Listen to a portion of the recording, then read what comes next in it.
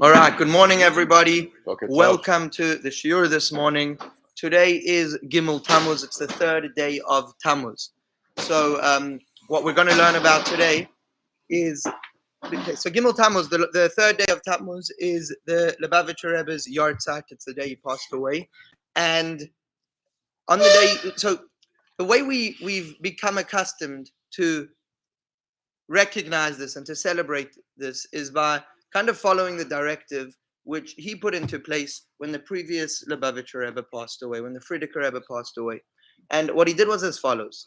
Very, very simple, a few customs which he put into place. Number one, he encouraged whoever felt a connection to light a Yahrtzeit candle.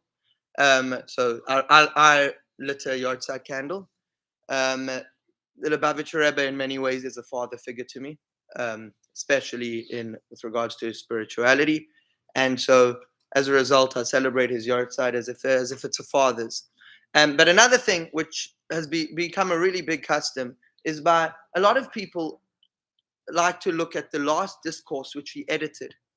He said many discourses, and he didn't edit all of them. A lot of them were on camera.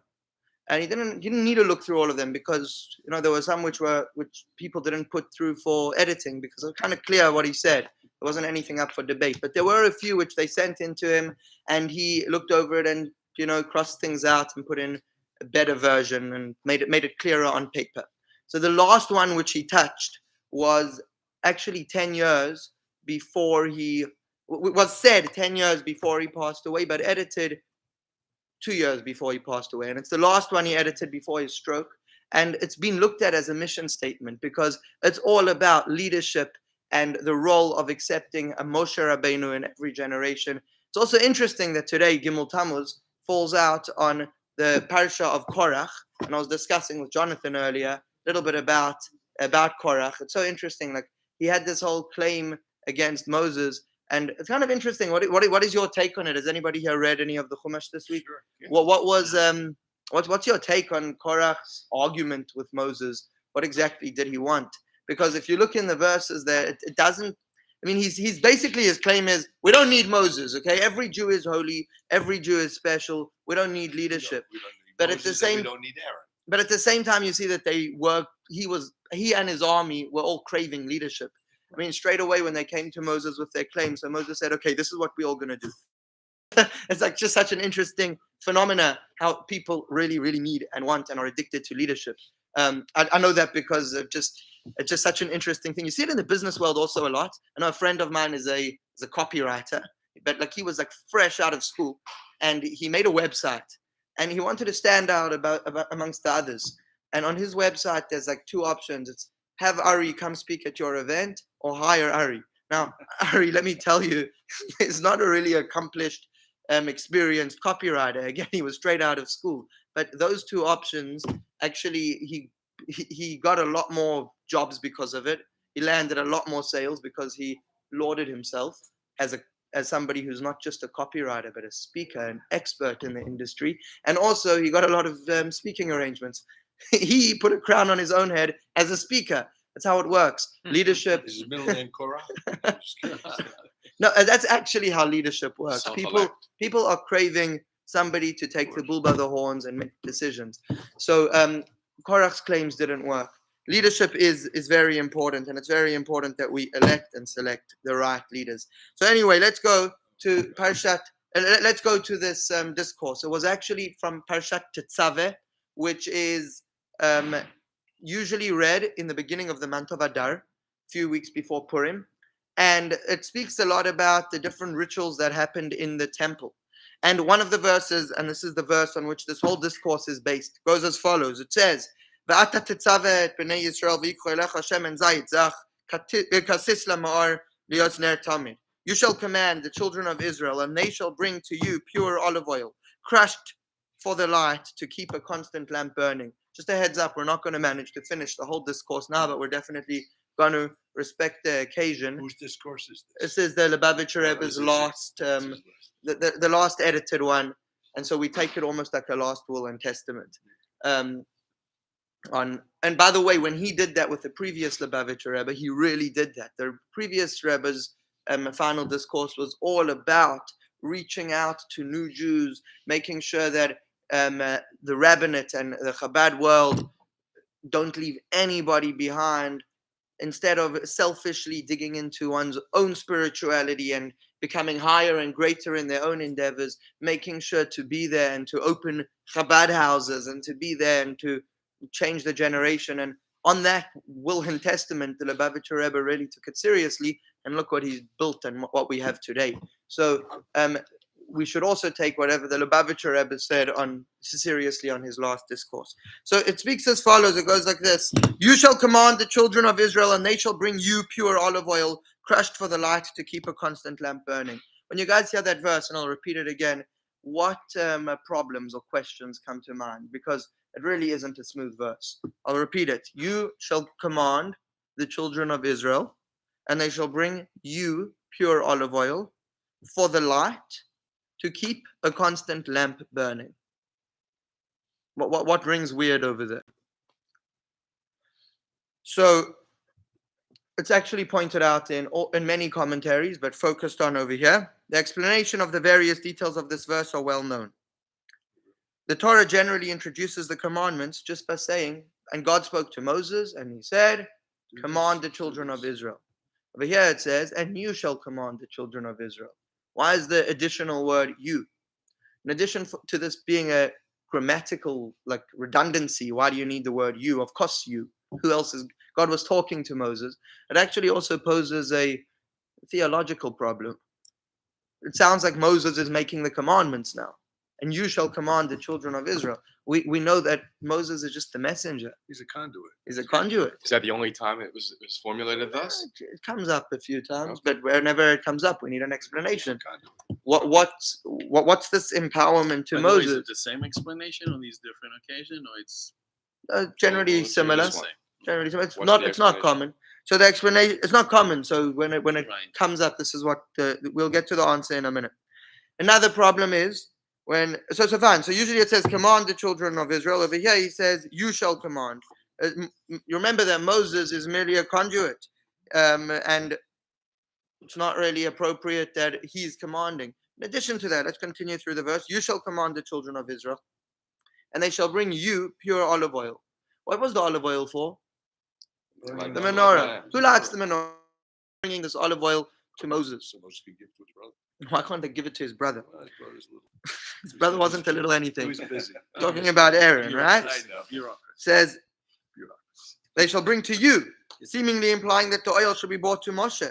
The lamps were in fact lit by Aaron. It would appear appropriate that the oil be brought to him. Why was it necessary to bring it to Moshe? Similarly, the phrase oil crushed for the light. It says in the verse, lama or, for the light. It's also an issue because it should have said laha'ir, to illuminate. Bring oil to illuminate. What do you mean for the light? You have a question? Yeah, it's referring to not Moses, but Moses in every generation. So that's where the discourse goes for sure. It really does go there. They says it's actually a blessing, you say, when you catch on to where a discourse or where a piece of Gemara goes. You say Baruch Shekivanti, blessed are you that you gave me the intuition to think the way the Torah does. So yeah, indeed, the Torah, the discourse does talk a lot about Moses in every generation, but for sure it says, and you shall command. So what's that about? Also, it should say laha'ir, to illuminate, not lama or, for the light, right? In English, it doesn't really seem to be such a problem, that one. Like, who cares if it says to bring oil for the light or oil to illuminate? But in Hebrew, and definitely in Torah Hebrew, it actually makes a difference. It's not the best way of saying it. The best way to say it is bring oil to illuminate the Mishkan, not for the light in the Mishkan. Okay? It wouldn't be for the light to illuminate. Yeah, or it should say something like that then, for the light to illuminate. But it's when you say bring oil laha'ir, to light, not lama or, for the lama or. Really, again, in English it works, right? Lama or, bring oil for the lamp, for the light. But in Hebrew it sounds like bring oil for the lighter. Like, just it's a weird way of saying bring oil to light up the room. That's how it really should have said it. So also requiring an explanation is the apparent contradiction between the phrase to keep a constant lamp burning in the verse in question and the following verse from evening until morning. Okay, in this verse it says to bring oil so that there should be a constant lamp. Overnight. Right, a constant, and the next one it says should light it from morning until evening. So is that constant or is it just in the daytime? Right, so it seems to be doesn't really make a lot of sense. So something to keep in mind as we go through this. There are different, there is always an explanation of pshat. It's very important when learning a discourse to remember that we're not really here to answer these questions. We'll get back to these questions in the end. These questions are a springboard to help us understand and to get into topics about what this might mean on a spiritual level. The actual answers to these questions, if you're looking for that, you should go right to the end of the discourse and read the final paragraph where he ties it all in. But for now, this is just the style, I guess, of Hasidus to bring in a bunch of questions and use them to give philosophical answers. They're not going to be the most down-to-earth answers that solve these problems immediately. In the end, we'll solve these problems and show how the Torah is in fact not redundant and how the Torah is not stupid. Okay, we'll get there in the end. But for the meantime, we're going to use this as a springboard to talk about what this might have meant on a spiritual level and for Moses of other generations too. So let's go through this. We'll do the second part of this discourse now. That was the first part. There's 7 parts. We did the first right now, which was the questions. We're going to do the second, and I guess we'll continue another day because otherwise, if you guys want to sit for 7 hours now, we can. It's your choice. That we can do 7 hours. You cool? You know what, guys? Come and go. Let's get the Fabrengen going. It says like this. So he brings in another discourse which helps us answer this. In the renowned Maamar, the Kibel HaYehudim, which was said by the previous Rebbe on Purim. Okay, the Kibel HaYehudim, it's based on a verse in the Megillah which says that on Purim, the Jewish people, the Kibel HaYehudim Masha Yechilu La'asot, the Jewish people accepted on themselves what they'd already started doing. So I guess that when we got the Torah, the Jewish peoples just started doing the Torah, but Purim was a sign that we'd really accepted it and ingrained it into ourselves. Why? Because we kept it by risk, even at the risk of our lives, at the risk of Haman, we still kept it. So that was kind of the proving point that we've really, really accepted it. So it says it in the Megillah that the Jewish people accepted what they'd already started doing at the receiving of the Torah. All those years later on Purim, that was a stamp of assurance that we'd really accepted it internally. So in the discourse based on that, the previous Rebbe explains that the word tzivui, command, in English, so this is the cool thing about Hebrew. I say this to lots of people all the time. This is like a big motivation in learning Hebrew, is that, okay, besides for it being another language, it's holy.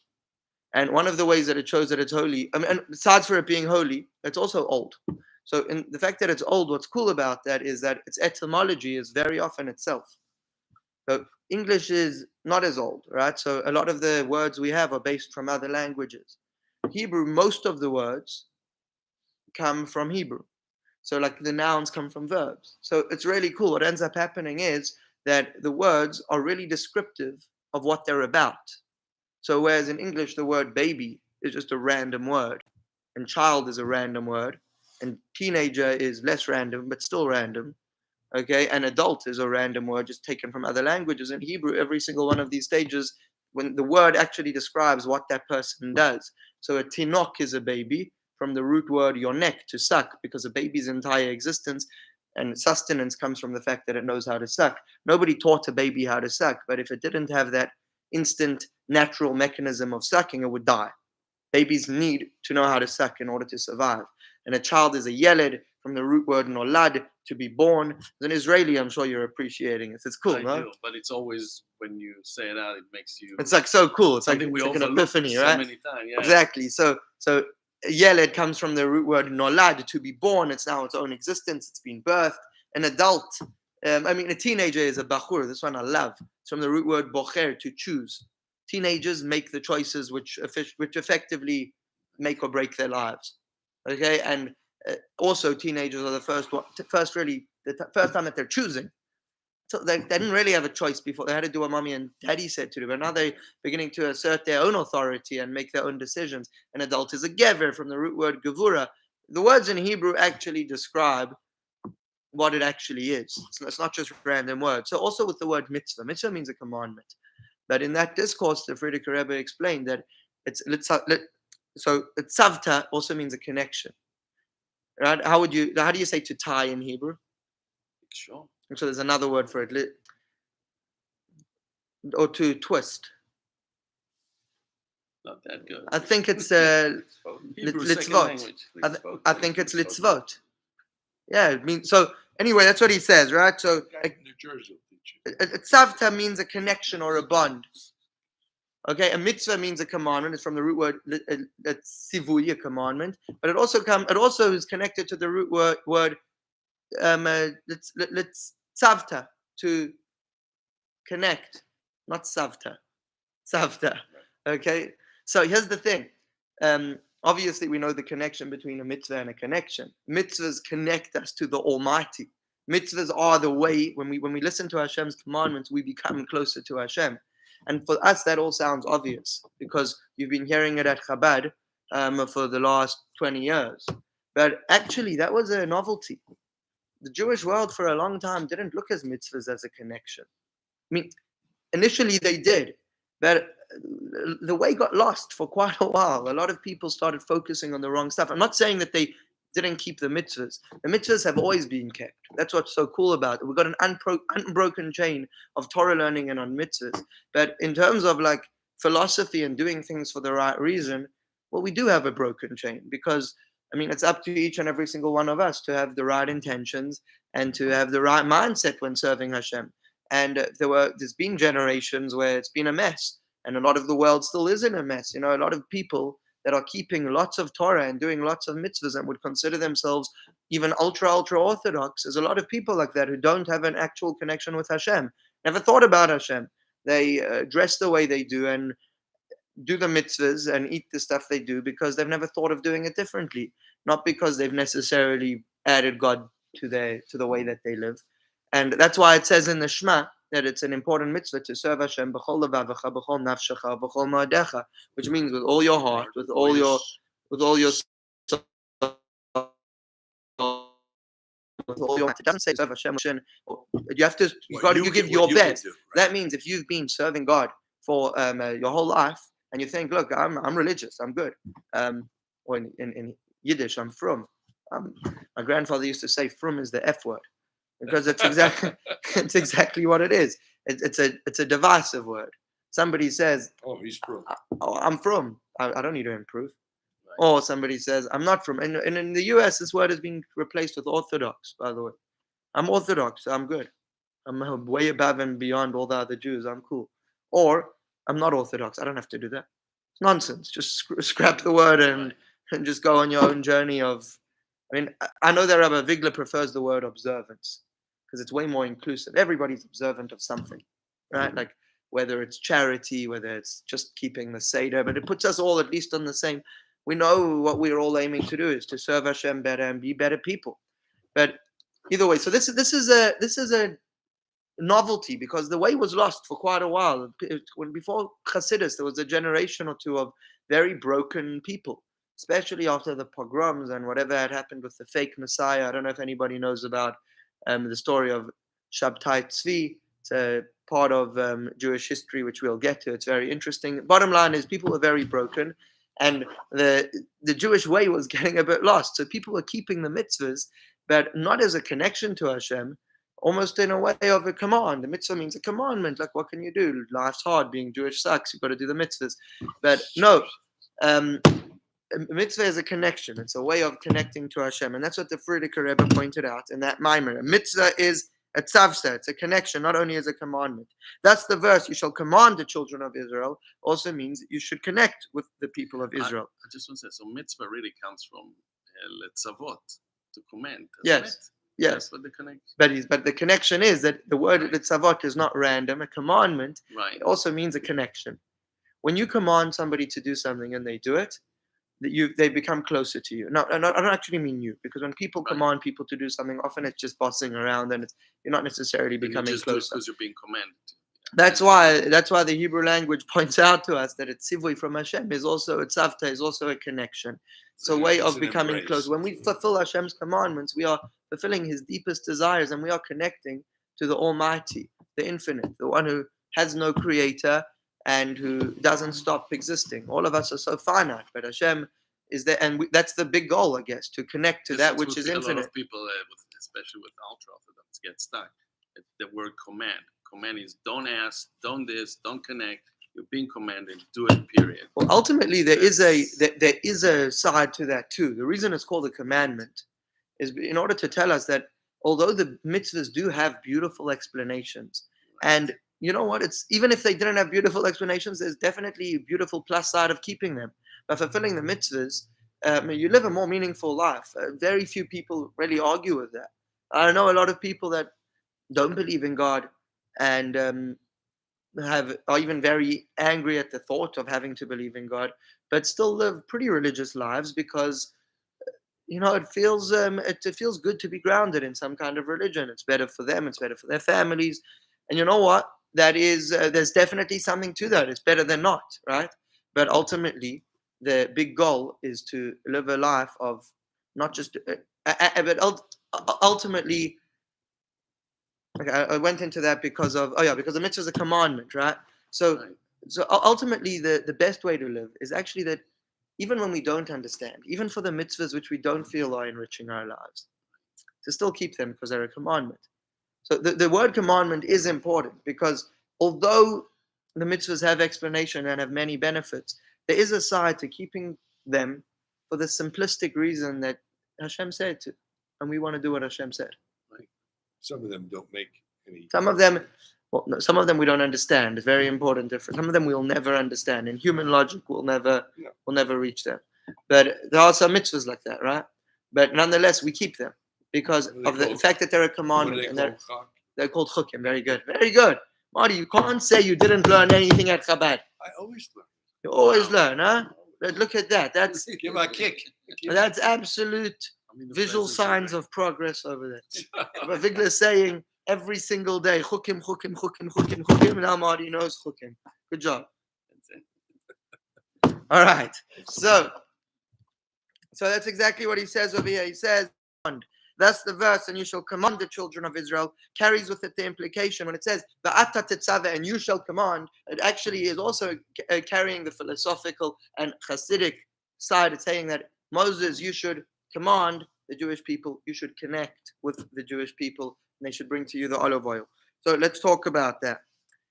Moshe's efforts to influence the Jewish people, connecting them with Hashem, increases and enhances Moshe's own spiritual power. They should bring to you olive oil. So the way it's always been looked at is like this, and there's a side to it that we got to look at Moshe Rabbeinu as the leader that got a higher soul than us. He does, and that's why he can connect with us. That's why Hashem told him, and he told us, right? That's why a lot of the commandments were told through Moses, because he does have a higher soul than us. But often we feel inferior because of that. Like Moses has got a soul which is like the head, and we're the feet. But it's important to remember that relationship, even when somebody is receiving from the other person, receiving is also actually receiving in the right way is actually also a way of giving. So, for example, in the body, that the head is the brain is the CEO, and it's of way higher value than the feet. Right? If you had to, God forbid, lose one or the other, nobody would opt to lose their brain. Okay, and the feet and the toes might feel like such lowly body parts right at the bottom of the body. It's worth nothing. But remember that the head can't get where it needs to get. Top of the body can't go where it needs to without the feet taking him there. That's how you end up with actual genii, people who can understand so much about the world, physics, and even biology, know exactly how the brain and the feet connect and work, and how the whole body is connected, and exactly how it works biologically. but they're in a wheelchair and they're paralyzed. And for them, they might know all that stuff, but technically their feet, they don't have feet. Either they don't have feet, or for a different reason it's paralyzed. And that's the point, that the head really gives to the feet and instructs it where to go. I say the head, by the way, not being exactly accurate. I mean the brain, but I'm using the head because in Hebrew it's all the same. The rosh, the head, right, the leader of the body. So the head leads the feet, but the feet also help the head. It's not just the head who's giving; the feet are also giving, because the feet can take the head where it can't go on its own. It's a bit like an employer and his employees. Yes, the employer is the boss, but without his employees, he can't achieve what he needs to. Moshe and the Jewish people can describe by using the analogy of the head and the feet of a human body, as is written, "Here I am in the midst of 600,000 people on foot." Implied in that is that the Jewish people have the feet of Moshe, as it were, and that he is their head. In human terms, the feet conduct the head to places which it could never reach on its own. Similarly, in regard to the relationship between Moshe and the Jewish people, through the Jewish people, Moshe's feet, Moshe is advanced to a higher level. Based on the above, we can understand the verse, "And you shall command the children of Israel, and they shall bring you pure olive oil." Moshe's efforts to connect and bind the Jews, Tzaveh, command or connect with the Jewish people, the Or Ein Sof caused the Jews to bring olive oil to Moshe. And what that implies, it caused them to bring olive oil and caused them to bring light to Moshe. That is what that implies. So, what we take from this so far today is that it's important to recognize, and this is also, I guess, tying back to how we started before we even got into this discourse, a little bit about our weekend that we had celebrating Raisy's grandparents' 60th anniversary with all their 175 descendants. It was insane. Okay, it was an unbelievable moment. I don't know who else saw the picture of that. So it's like it was just, for me, that weekend was amazing in so many ways. Where was it? It was in the Poconos. It was in the mountains, and we all went. It's unbelievable. So they had 15 kids. They had 15 kids, and their 15 kids all have an average kids. One of those kids married Rabbi Vigler's brother Uriel. So that's our connection. One of those other kids married Sarah Krinsky's brother Dechter. By the way, this is the secret. Whenever you in Italy and you say I'm at this Chabad, and Rabbi Vigler says, that's Chana's cousin. That's how. Okay, there's just a lot of people. We all relate, but and the wizards are the ones who really know who each person is and related. But it was unbelievable. I mean, these kids, it was amazing, first of all, to feel that everybody at that camp was their cousin. And the kids were like thrilled about that, and they disappeared into the night. The adults were also singing like a kumzitz and like beautiful Jewish songs till 4:30 in the morning. From all over the world. All over the world. Come to the Poconos. To poke your nose, yeah. But for me, there was a moment where I stepped aside and just like looked at it, looked at what was happening around me. And I was absolutely taken away by the fact that this all came from one couple. And it was reminding me of what happened in the Torah with Dan, He was the one of the tribes who had only one child when they went into Egypt. All the other tribes went in with like 10 kids each, counted a 70 head count. They all had so many people, and Dan went in with one child. And that child was a deaf boy. His name was Chushim, which actually means deaf, right? Chushim, and Cheresh means deaf, but it's right. Chushim means also senses. Senses. That's what it was called. Senses. It was his name. Pretty crazy name to name your deaf kid, whatever. Name my deaf kid deaf. All right, but it was a very. But I might have. I don't know what was going through Dan's head at the time. No one could ever know. But there's definitely. I could imagine that he might have felt less. Like here he is with his helping in his disabled kid, and everybody else is coming in with families and grandchildren. But you look afterwards, after the 210 years in Egypt, and when they were trying to split how to camp up the Yidden, how to camp up the Jews, you find that the leader of the pack, in terms of when they did the recount and they counted the heads of the Jews, so Judah was right in the top. Like he beat everybody by 4. Like he won the race twice, And then following that, leading the rest of the pack was Dan. From his one child, he ended up being basically the biggest tribe in an unbelievable way. So the child got married? His child got married. He He had had to so marry. many. His child also was the one who His wife said, I wonder enough what the kids genes and were he didn't like hear with the deafness. Dan also. The whole tribe couldn't hear from. No, they could hear. You know, Oh. deaf people could have children and could hear. No. What? And you also know that whole tribe was Chushim was even though he was deaf, he was a very powerful warrior. He was the one who killed Esau. When he literally sliced his head. Just and there was a fight over if Jacob could be buried there after their grand. He was the one that. And so there was this whole Esau's fight. head. It was causing, Okay. and Chushim had no idea what was taking so long for the burial. What's happening? And they signed to him that this guy's causing trouble. He literally took his sword and killed him. I have an idea. so No more problem. so Esau's head rolled into the grave. He's also buried there. On the Oh, you're not allowed to take it out, or what's it called? I don't know. Nobody climbed in, whatever. So either way, Get that thing out of here. the most important thing for me is never underestimate a single person. Everybody has like when this man Rabbi Lou was 15 years old, nobody would have guessed the contribution he would make to society. How many people, how many neshamas he would come from him, and also and let's say he wouldn't have chosen a life like that, and he would have tapped into a different strength. One person can truly change the world. You see that all it takes is one person. So never underestimate the people around you, and never underestimate yourself. Thank L'chaim, guys. you. Shabbat shalom. Shabbat shalom. Morning, Fran, Terry, Maddie, Richard. So nice of all of you to learn with us this morning. It's pretty cool that we're all learning across the globe over here. Today is the Rebbe's Yahrtzeit, so he's at the Ohel. So a lot of the rabbis. Rabbi